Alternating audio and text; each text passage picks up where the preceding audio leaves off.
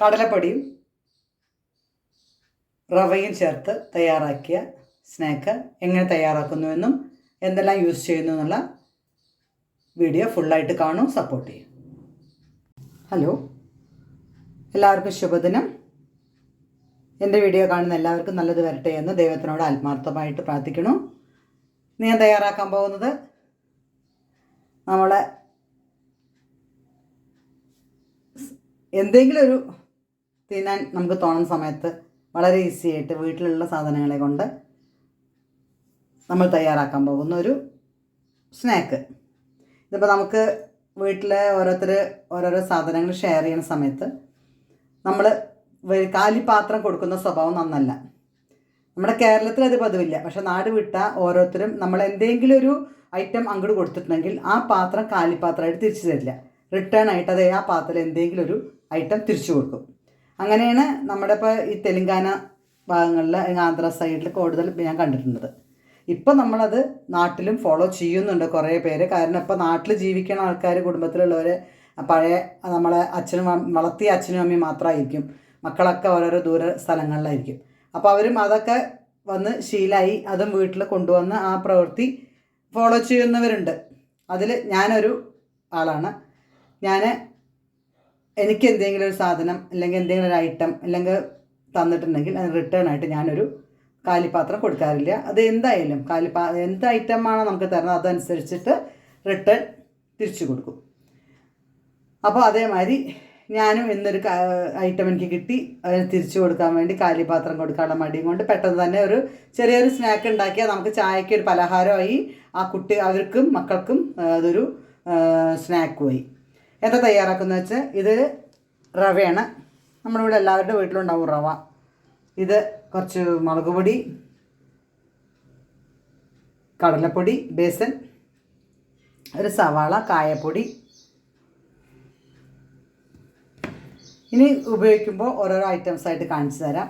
വളരെ പെട്ടെന്ന് വളരെ ഈസി ആയിട്ട് നല്ല ടേസ്റ്റോട് കൂടിയിട്ടുള്ള ഒരു ചായക്കടി എങ്ങനെ തയ്യാറാക്കുന്നതെന്ന് കാണിക്കാം. ഇതേമാതിരി ഒരു പാത്രം എടുക്കുക. അതിലേക്ക് ഒരു കപ്പ്, ഏത് കപ്പാണോ അതിൽ ഇതിനൊരു കപ്പ് കടലപ്പൊടി, ഇത് ബേസൻ. അതേ കപ്പിൽ ഒരു കപ്പ് റവ,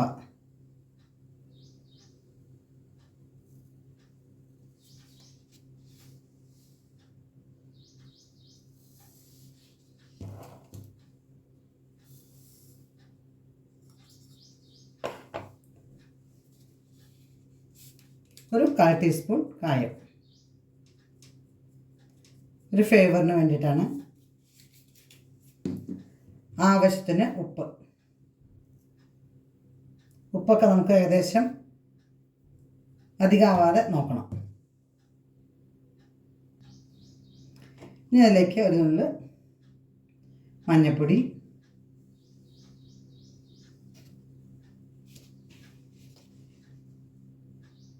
മുളക് പൊടി അവനവൻ്റെ എരിവിനനുസരിച്ച് കൂട്ടാൻ കുറയ്ക്കാം. നമ്മൾ ചായക്കടിക്ക് ഒരു ലേശം എരിവിരിക്കുന്നത് നല്ലതാണ്. അതുകൊണ്ട് ഞാനൊരു സ്പൂൺ ഇടുന്നുണ്ട്. ഇത് നന്നായിട്ട് ഇളക്കുക.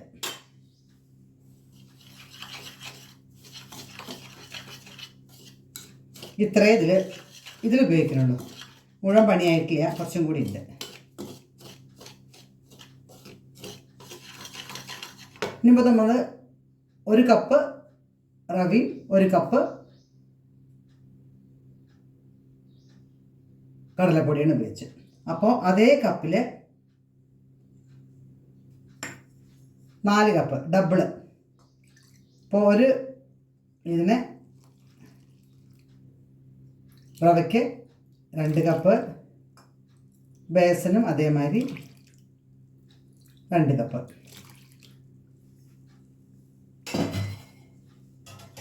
നന്നായിട്ട് ഇളക്കുക.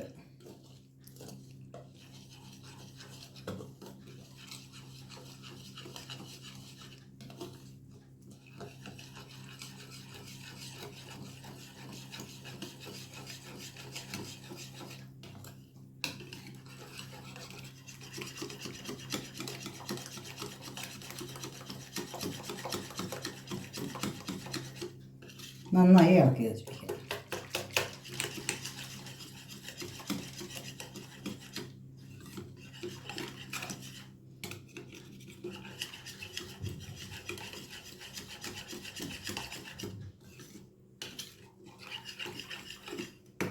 ഇനി നമുക്ക് ഇതവിടെ ഇരിക്കട്ടെ. ചെറിയ ഒരു സവാളയാണ് എടുത്തിരിക്കണം. അതിന് കുനുകുനാന്നരിയണം.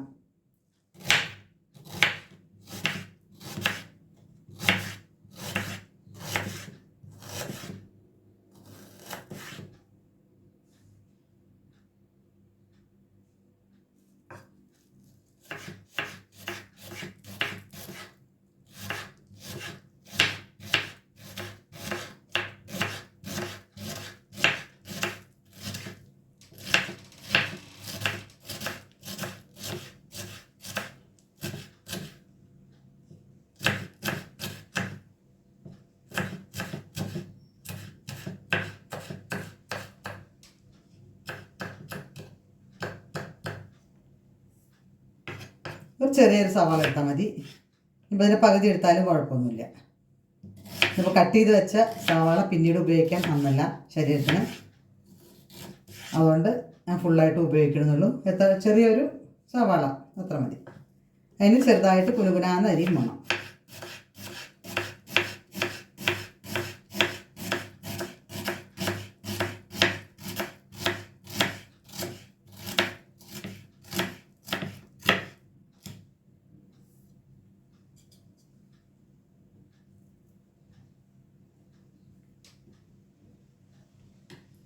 നമുക്കൊരു പാൻ എടുത്തിട്ട് വയ്ക്കാം. ഒരു പാൻ അടുപ്പത്ത് വെച്ചു. ചൂടായ ഒരു സ്പൂൺ ഓയിൽ. അതായത് സ്പൂണിൽ എന്താ അളക്കാത്തതെന്ന് വിചാരിക്കേണ്ട. അധികം എണ്ണ പൂവില്ല. അതൊക്കെ നമ്മുടെ കണ്ണിലുള്ള ഒരളവുണ്ടായിരിക്കും.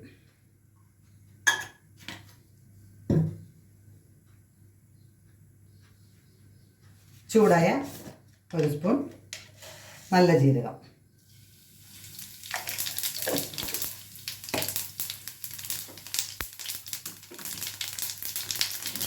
അതിലേക്ക് ചെറുതായി കുനുകുനായരിഞ്ഞ സവാള,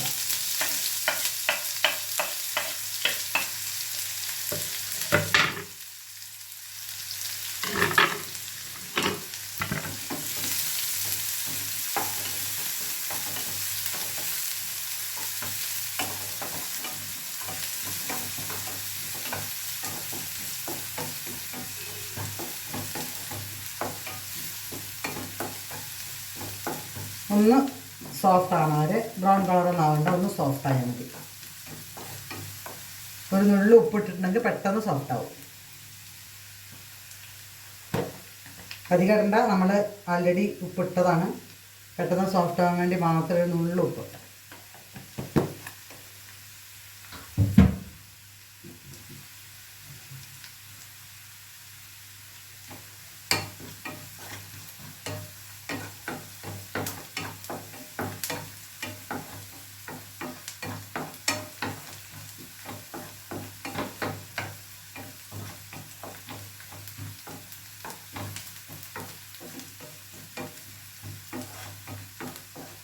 സോഫ്റ്റായി. ഇനി അതിലേക്ക് നമുക്ക്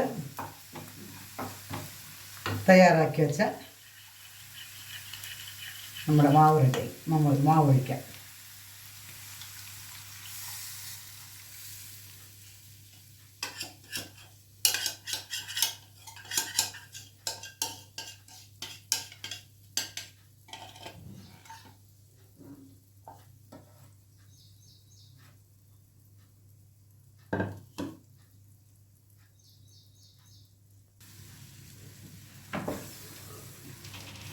നന്നായി പെട്ടെന്ന് കുറുകി കിട്ടും. റവി ബേസനല്ലേ, പെട്ടെന്ന് കുറുകി കിട്ടും.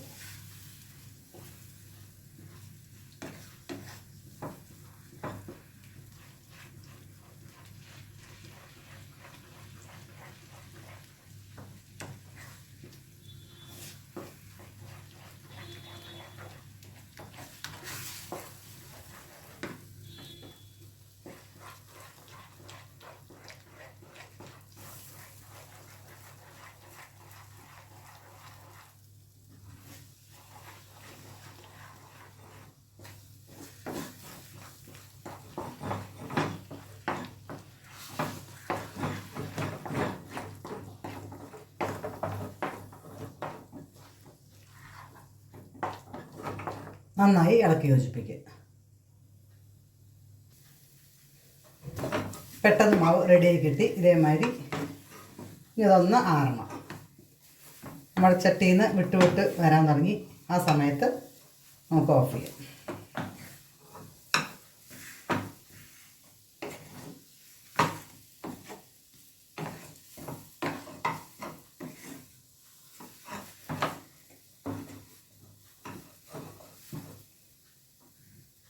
സ്റ്റവ് ഓഫ് ചെയ്തു. അത്യാവശ്യം മാറി. ഇനി അതിലേക്ക് മല്ലിയില ഉണ്ടെങ്കിൽ മല്ലിയില ഉപയോഗിക്കാം. ഞാൻ കറി ലീഫാണ് ഉപയോഗിക്കുന്നത്, കരിവേപ്പില. ഇത് നന്നായിട്ട് യോജിപ്പിക്കാം. ഇനി കയ്യിൽ തടവാൻ വേണ്ടിയിട്ട് ഓയിൽ ഏതെങ്കിലും, ഈ ഓയിൽ അല്ലെങ്കിൽ ഒരു ലേശം നെയ്യായാലും മതി.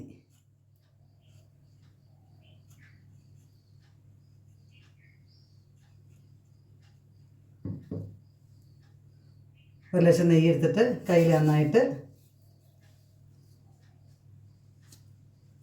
തേച്ച് പിടിപ്പിക്കുക. അതിനുശേഷം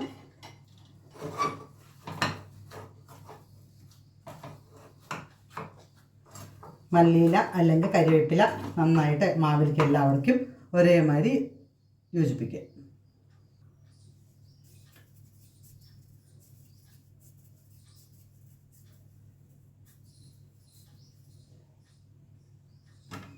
ഇതേമാതിരി മാവിനെ ഉരുളകളാക്കുക.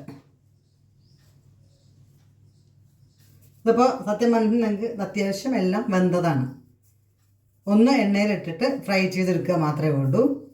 കുറേ നേരം എണ്ണയിലിട്ടിട്ട് ഒരു ഗോൾഡൻ കളറാവും, അത്രയേ ഉള്ളൂ. അങ്ങനെ ആ സമയമാകുമ്പോൾ നമുക്ക് വാങ്ങിയെടുക്കണം. അധിക നേരം വേവാൻ വേണ്ടിയിട്ട് നമ്മൾ എണ്ണയിലിട്ടിട്ട് കുറേ നേരം ഇരിക്കേണ്ട ആവശ്യമില്ല. കാരണം ഉള്ളിൽ ആൾറെഡി വെന്തതാണ്. പക്ഷേ എണ്ണയിൽ പൊരിച്ചെടുക്കുമ്പോഴും വെള്ളത്തിൽ വേവിക്കുമ്പോഴുമുള്ള വ്യത്യാസം, ടേസ്റ്റ് വ്യത്യാസമായിരിക്കും. അപ്പോൾ എണ്ണയിലിട്ടിട്ടൊന്ന് ഫ്രൈ ചെയ്തെടുക്കുക.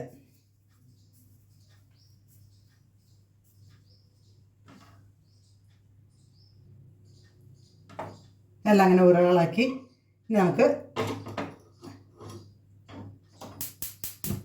ഒരു പാൻ വെച്ച് എണ്ണ ഒഴിച്ച് ഇത് ഫ്രൈ ചെയ്തെടുക്കാം. നന്നായി ചൂടാവട്ടെ. എണ്ണ ചൂടായി. എണ്ണയിലേക്ക് ഓരോ ഉരുളകളിട്ട് ഫ്രൈ ചെയ്തെടുക്കും.